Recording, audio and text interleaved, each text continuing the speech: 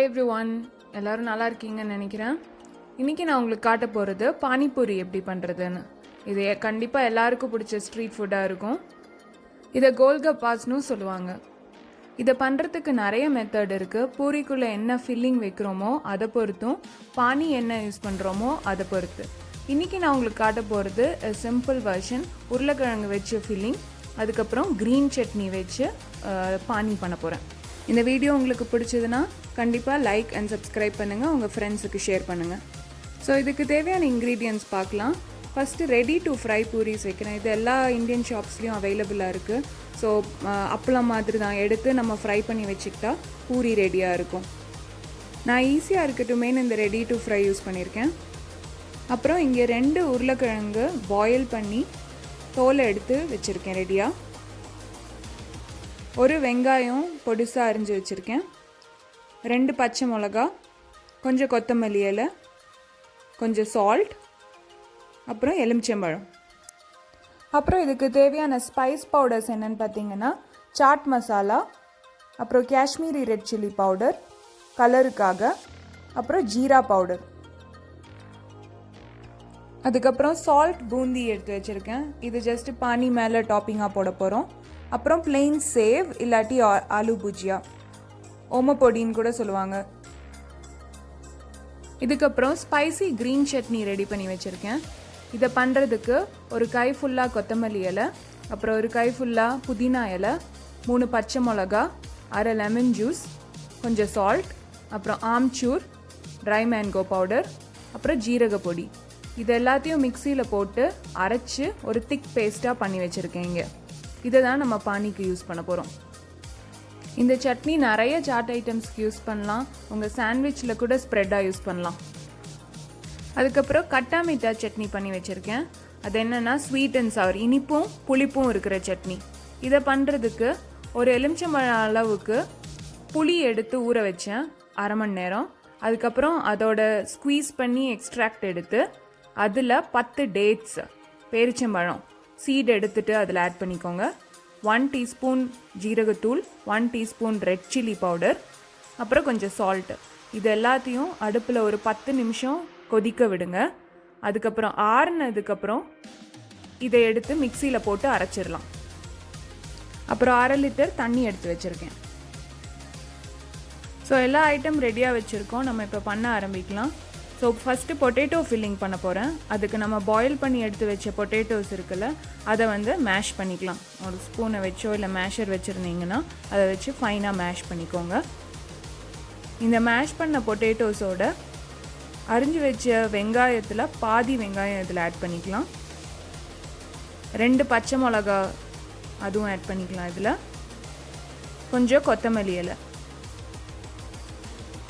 உங்கள் காரத்துக்கு ஏற்ற மாதிரி பச்சை மிளகா ஜாஸ்தி கம்மி பண்ணிக்கோங்க.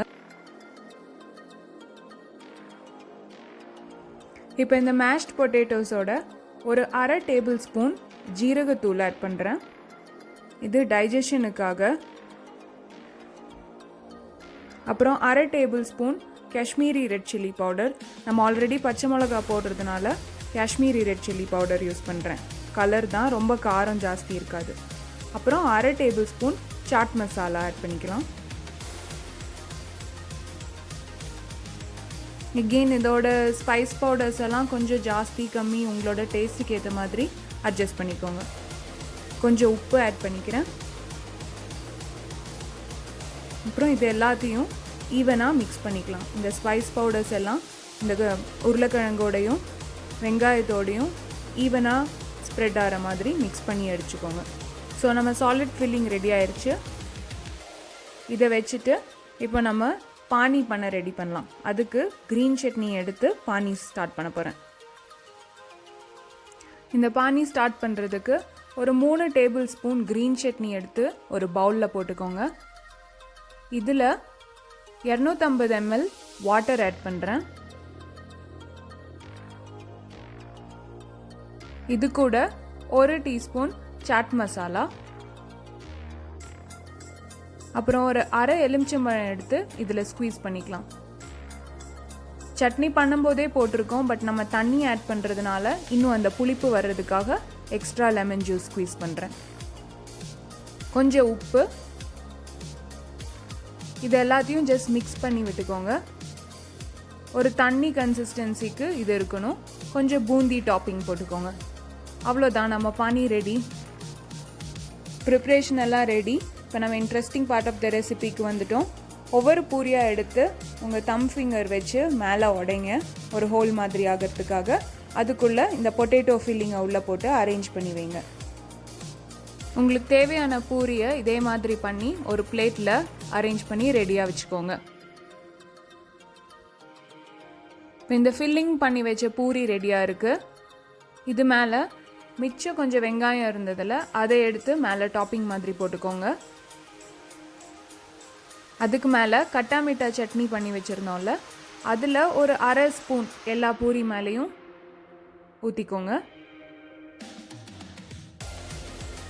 இது நல்ல இனிப்பும் புளிப்பும் கொடுக்கறதுக்காக உங்களுக்கு டேஸ்ட் எப்படி பிடிக்குமோ அதுக்கேற்ற மாதிரி அட்ஜஸ்ட் பண்ணிக்கோங்க. அதுக்கு மேலே கொஞ்சம் சேவ் டாப்பிங் போட்டுக்கோங்க. அப்புறம் கொஞ்சம் கொத்தமல்லி இலை மிச்சம் இருந்ததுன்னா அதுவும் மேலே டாப்பிங் போட்டுக்கோங்க.